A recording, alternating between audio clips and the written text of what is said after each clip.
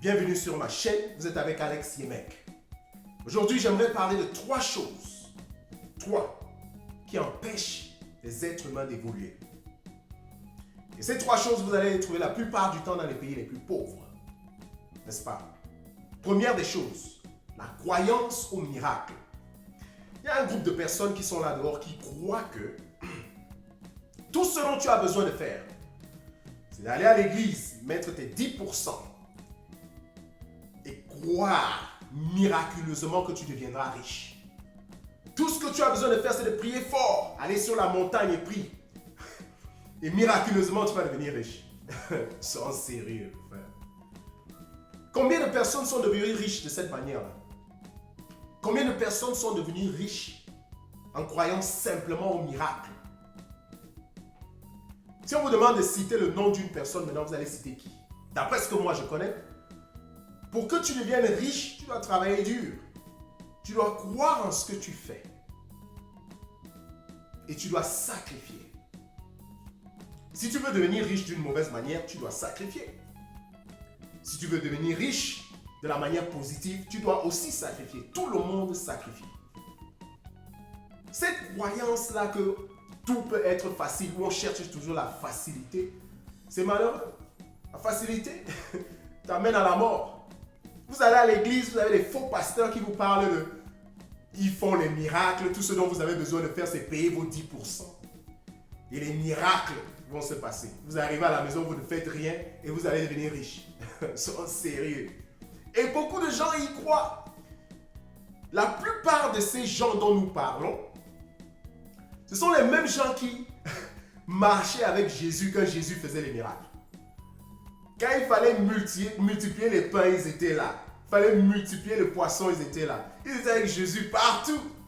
Quand on a arrêté Jésus pour le crucifier, il n'y avait pas une personne. Il y en a même qui, les mêmes gens qui étaient là se sont même tournés contre lui. Vous allez les voir dans les églises. Tout ce que vous avez besoin de faire, arrive seulement dans une église aujourd'hui, vous allez voir plein en train de prier. Ces gens ne sont pas chrétiens, ils n'aiment pas Dieu. Ils veulent simplement les miracles. Ils sont seulement là pour les miracles, c'est tout. Il n'y a rien d'autre. Ils ne connaissent même pas ce que c'est que d'aimer Dieu. Ils ne connaissent même pas qui est Dieu. Si tu demandes à la majorité de cette personne-là, comment tu peux prouve-moi que Dieu existe, il ne pourra même pas te prouver ça parce que ce n'est même pas important pour lui. Ce qui est important, c'est que lui cherche les miracles. Tu arrives dans cette église où tu vas trouver les gens remplis, les chrétiens, en train de chercher Dieu. Mais aussi, ces gens-là, ils reçoivent ce qu'ils cherchent. Des faux pasteurs qui leur racontent des histoires. Je vais vous dire un truc avec les miracles. Tout pasteur qui prend la caméra, amène ça dans son église, n'est-ce pas? Et commence à filmer comment il délivre les gens. On les voit à la télé. Ce sont tous des faux pasteurs. J'ai dit, ce sont des faux pasteurs. Parce que quelqu'un qui réfléchit, quelqu'un qui est intelligent, quelqu'un qui aime les autres, ne peut pas prendre une personne, l'humilier en pleine télévision, dire qu'il est en train de le délivrer. Tu l'amènes dans un endroit privé, vous fermez la porte et vous faites la délivrance là-bas pour ne pas montrer l'identité de la personne. Vous êtes en train de montrer les choses que vous devez cacher, que vous devez garder. Vous exposez ça comme ça en pleine télévision, puisque vous délivrez les gens. Ça sont des histoires. Ce sont des gens qui sont en train de chercher leur propre bénéfice matériel. Ils veulent devenir populaires. N'est-ce pas? Des faux pasteurs. Je vais vous dire pourquoi ces gens sont faux. Je vais vous dire pourquoi ils ne peuvent pas faire des miracles. Coronavirus. Corona est arrivé, n'est-ce pas? Combien d'entre ces pasteurs sont allés présenter leurs services pour dire nous voulons aider. Nous sommes des miraculeux. Nous sommes des pasteurs qui avons l'Esprit Saint. On délivre les gens des maladies plus graves que le Covid. Nous sommes une équipe. Ils prennent leur avion privé. On ne sait pas combien sont morts en Afrique, mais dans les pays européens, américains, on a pleuré des centaines de milliers de morts. Ils peuvent prendre leur avion privé. Ces avions privés qu'ils ont, dont ils prennent souvent l'argent de leur église. Ils vont dans ces pays guérir les gens. Combien d'entre eux ont fait ça? Pas un seul. Quand vous voyez le gouvernement s'asseoir, pays avec pays, Nations Unies, s'asseoir avec les docteurs et les docteurs de la science et tout ça, pour essayer de trouver la solution du Covid. Tu ne vois pas un de ces pasteurs au milieu de pour dire, mais regardez nous quand même, nous faisons déjà les miracles. Mais tu les vois avec les masques. Comme certains d'entre eux ne pouvaient plus aller à l'église, ce qu'ils ont fait, c'est qu'ils sont allés dans les réseaux sociaux. Ils délivrent à partir de Facebook, délivrent à partir de YouTube. Vraiment, mon cher ami. Si tu n'ouvres pas tes yeux pour voir ça, mais tu restes toujours dans l'église de ces gens-là, mais c'est malheureux. Nous avons vu des pasteurs, n'est-ce pas, qui, dans une église, vont couper les poils des femmes à l'église. C'est-à-dire que la femme va, elle s'aligne carrément comme s'ils étaient en train d'aller dans une église où ils prennent la communion. Elle s'aligne et le pasteur est en train de leur raser les poils de leur vagin, en train de raser. Attends, c'est quel genre de miracle ça? Expliquez-nous. C'est-à-dire que ce sont les femmes qui donnent l'opportunité à ces pasteurs de faire ce genre de choses-là. Imaginez-vous une femme mariée qui va dans une église. Elle s'expose carrément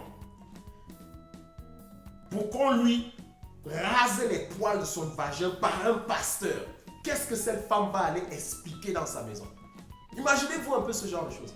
Quel est le miracle qui va venir de là? Ah, ces pasteurs-là, ils ne rasent pas les poils des hommes. C'est seulement les femmes qui doivent s'aligner. Écoute, je vous dis. Si on disait, il y a certaines choses que les musulmans font que moi j'apprécie.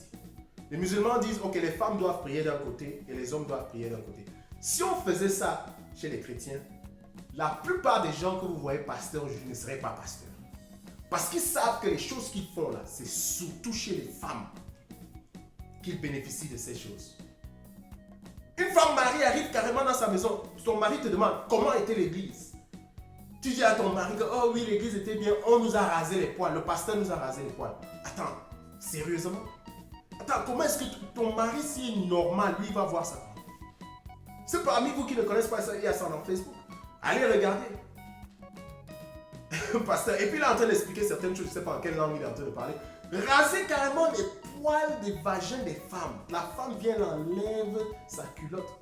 Vraiment. Et on ne doit pas parler de ces choses-là. Oh, c'est pour les miracles.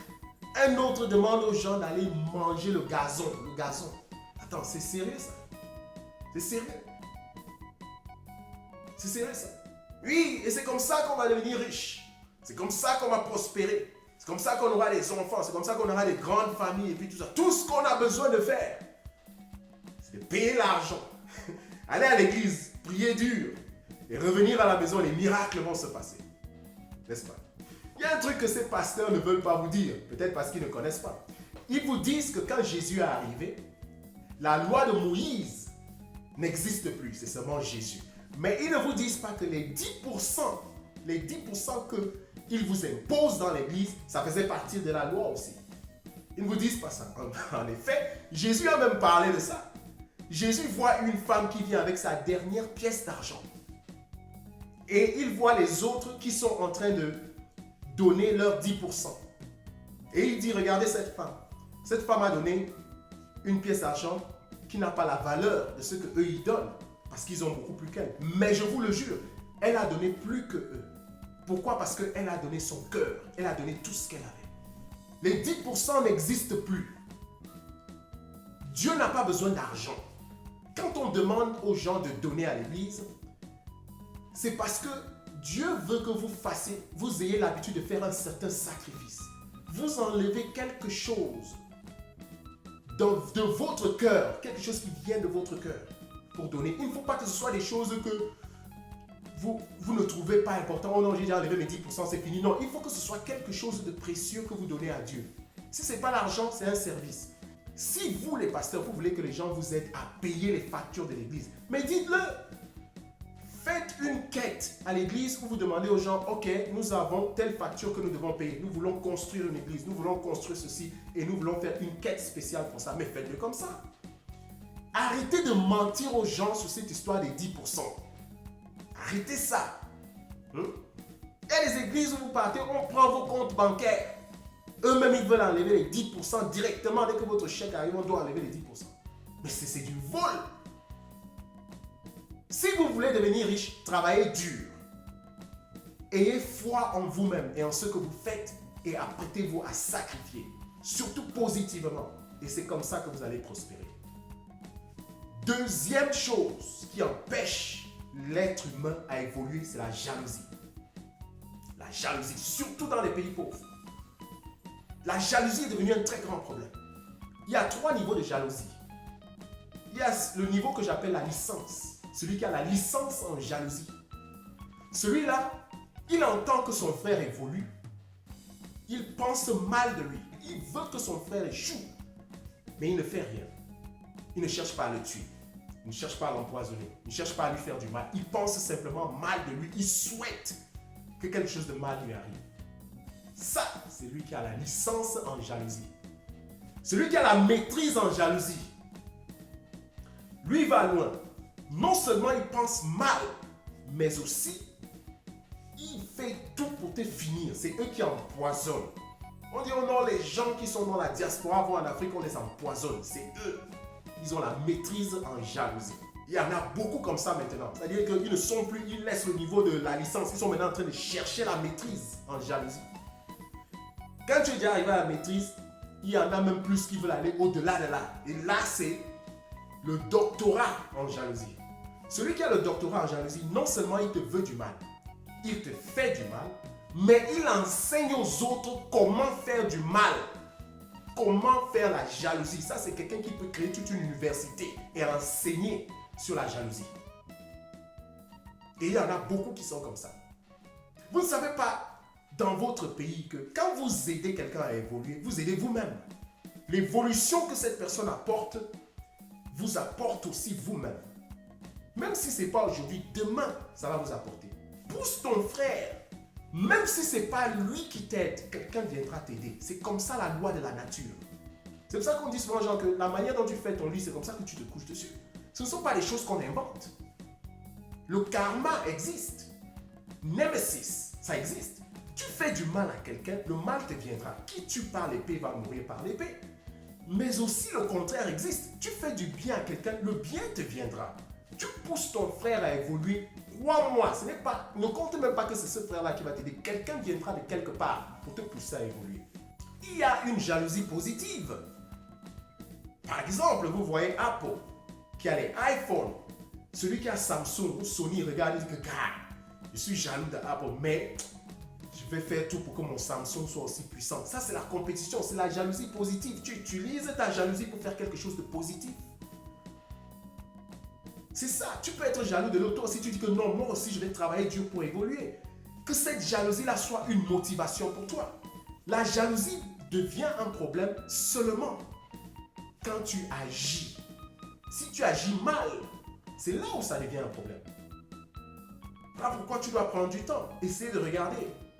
Mais dans les pays pauvres, et c'est pour ça que ces pays sont pauvres, parce que vous arrêtez les gens qui peuvent évoluer, les gens qui ont des talents, les gens qui peuvent aller au-devant pour vous ouvrir les portes, vous les bloquez.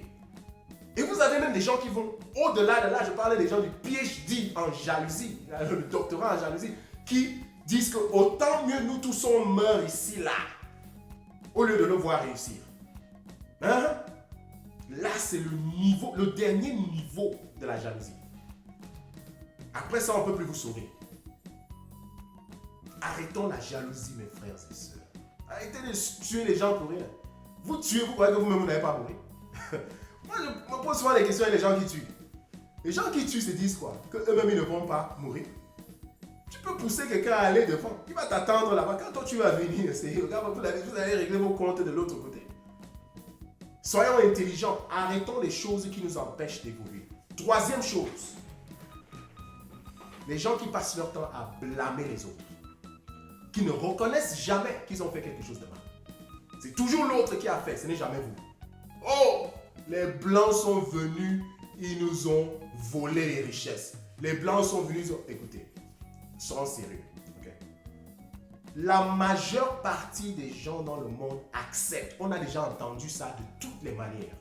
On accepte que ce que les Occidentaux ont fait en Afrique ou bien dans les autres parties du monde ne sont pas bien. les guerres, voler les richesses des gens et ce genre de choses, l'esclavage. Oui, on accepte que c'est négatif. Ça a apporté des générations et générations de négativité. On accepte ça. Mais alors, à un certain moment, on doit se lever et avancer. La Chine a vécu presque les mêmes choses. Le Japon a envahi la Chine pendant des années. Après le Japon, l'Angleterre a envahi la Chine. Quand vous allez à Hong Kong, la seule différence qu'il y a avec l'Angleterre, c'est que les gens qui sont là-bas sont des Asiatiques. Mais ils parlent anglais, ils ont des cultures anglaises, ils ont des systèmes de gouvernement anglais. À cause de la colonisation, Hong Kong est une colonie anglaise. Mais est-ce que les Chinois n'ont pas avancé? Aujourd'hui, ils ont repris Hong Kong. Est-ce qu'ils n'ont pas avancé? Aujourd'hui, ils ont une puissance mondiale. Parce qu'ils se sont mis ensemble, ils ont dit, gars, laisse tomber ces choses-là, on avance. Est-ce qu'ils ont oublié? Non, ils n'ont pas oublié. On ne nous demande pas d'oublier. On nous demande de pardonner et simplement d'avancer. Le pardon nous aide plus que ceux à qui nous sommes en train de pardonner. Parce que tant que nous continuons de toujours blâmer les autres, ce sont les autres qui ont fait, ce sont les autres qui nous arrêtent, ce sont les autres qui nous font ceci, nous perdons cette énergie négativement. Alors que nous pouvons évoluer avec cette même énergie positivement. Apprendre comment inventer les choses. Apprendre comment tenir notre propre technologie. L'Afrique est le continent le plus riche du monde. L'Afrique a des gens tellement intelligents. Regardez le monde. Quand un noir est devenu président aux États-Unis, mais regardez comment ça a bougé le monde. Et c'est quel genre de noir? On parle de quelqu'un qui a des origines directes africaines, mais aussi très intelligent, qui a montré dans le monde qu'un noir peut aller au top des tops de l'intelligence. Mais alors, qu'est-ce qu'on fait de ce talent? Si ce n'est pas les avions qu'on survole dans la nuit et on tombe dans les toits des gens, si ce n'est pas ça, on ne fait pas autre chose. On veut donc évoluer comment? Comment est-ce qu'on veut évoluer? C'est la mentalité du pauvre qui blâme toujours les autres. La mentalité du riche prend la responsabilité. Ok.